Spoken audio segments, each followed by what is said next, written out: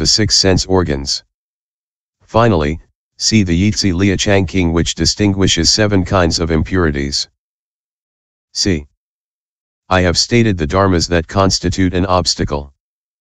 By dharmas that constitute an obstacle to the path is meant the impure actions, the conflicting emotions to be remunerated in the bad destinies, and, insofar as they are worldly, generosity, morality, the observing of the 10 good paths of action, and the enjoyment of the dhyanas of delight.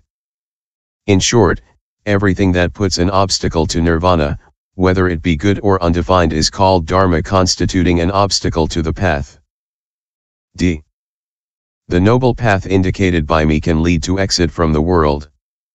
Some say that this way is 2 things: the holy concentration and the holy wisdom, and that these 2 things lead to nirvana. Others say that it is the path with its 3 elements: morality, concentration, and pure wisdom. Others say that it is 4 things: the 4 noble truths. Others say that it is the 5 supramundane faculties. Others say that it is the 6 elements leading to emancipation. Others say that it is the 7 factors of enlightenment. Others say that it is the 8 members of the noble path leading to nirvana. Some scholars say that it is all the pure paths leading to nirvana. I see not the slightest reason to fear that asramana, brahmana, etc. can say according to the truth that that is not true. Not seeing anyone, I claim to occupy the arsa sthana. E. I hold the place of holy teacher. Question. Why does the Buddha claim that he occupies the arsa sthana? Answer. His own qualities are complete and, moreover, he makes beings find happiness and the good. If the Buddha obtained a pleasant abode for himself but did not bring about the good of others, he would not occupy the arsa sthana. If he brought about only the good of beings but did not fulfill his own qualities completely, he would not occupy the arsa sthana either. But since he himself has the qualities and also brings about the good of beings, he lays claim to occupy the arsa sthana. Furthermore, the Buddha has destroyed evil for himself and also destroys evil for others. Destroying these 2 evils, he is absolutely pure. Preaching the dharma in a wondrous way, he occupies the arsa sthana. Moreover, the Buddha turns, explains, teaches, and propagates this will of the dharma of the 4 noble truths, the will of 3 revolutions and 12 aspects. This is why he affirms that he occupies the arsa sthana. Finally, as he has driven away all doubts and wrong views, the Buddha is able to answer all the most profound questions. This is why he occupies the arsa sthana. Note by Kumarajava. Arsa means absolute, supreme, very high. Not falling back, not refusing, not collapsing, completely fulfilling the qualities, not having any weakness is called arsa sthana. F. In the assemblies I utter the lion's roar. In the assemblies, I utter the roar of the lion. By assemblies is meant the 8 assemblies. 1. Assembly of Sramanas, 2. Assembly of Brahmanas, 3. Assembly of warriors, 4. Assembly of Devas, 5. Assembly of Katar Maharajakas, 6. Assembly of Trayastrimsa Devas, 7. Assembly of Mara, 8. Brahma Assembly. Beings hope to find wisdom in the bosom of these 8 assemblies, and this is why only these 8 assemblies are mentioned in the sutra. But the Buddha utters the lion's roar in all the assemblies. This is why the sutra adds, and in all the other assemblies. Why? Because those who hear the voice of the Buddha constitute all those assemblies. Moreover, some say, the Buddha preaches the Dharma alone and in secret.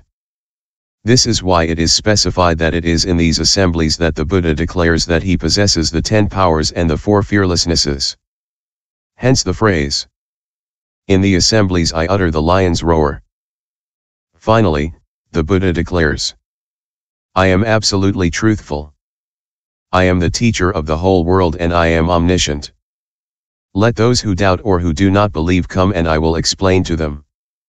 This is why the Sutras says, in the assemblies I utter the lion's roar. The Buddha utters the lion's roar. He is like the king of the lions. Persipia of the Buddha lion. This lion king is born of a pure race. He dwells in the deep mountains and great valleys. He has a square jaw, large bones and his flesh is fat and full. His head is large, his eyes are wide, brilliant, and clear. His eyebrows are arched and pure white.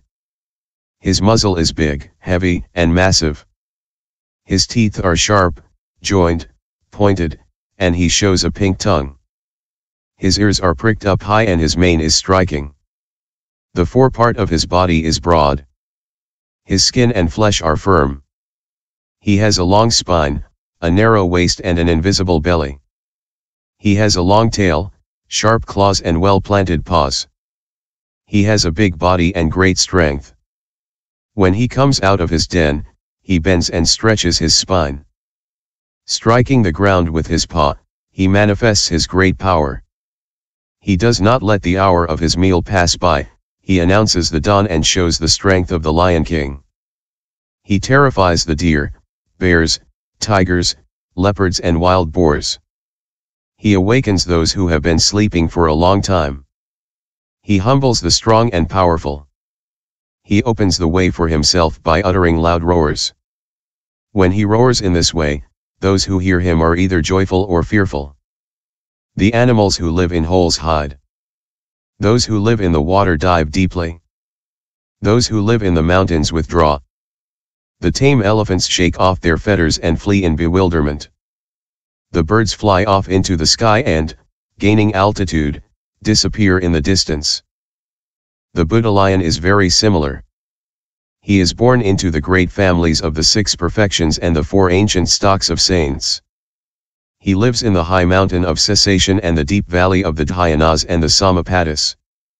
The acquisition of the knowledge of all the aspects is his head. The accumulation of the roots of good is his muzzle. The pure right vision is his brilliant eye. The practices of concentration and wisdom are his high wide eyebrows.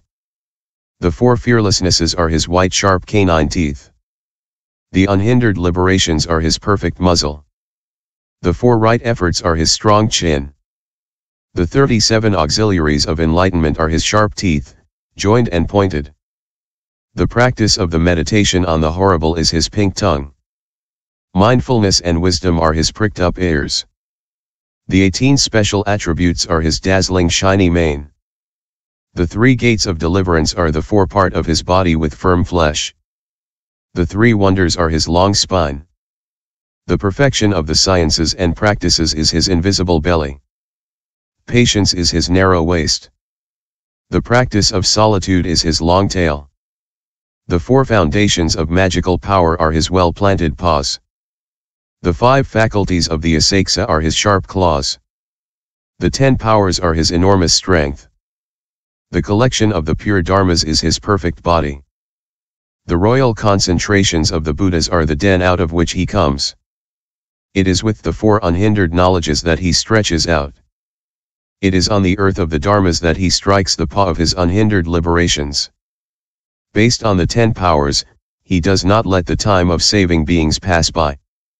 It is to the entire world with its gods and men that he announces.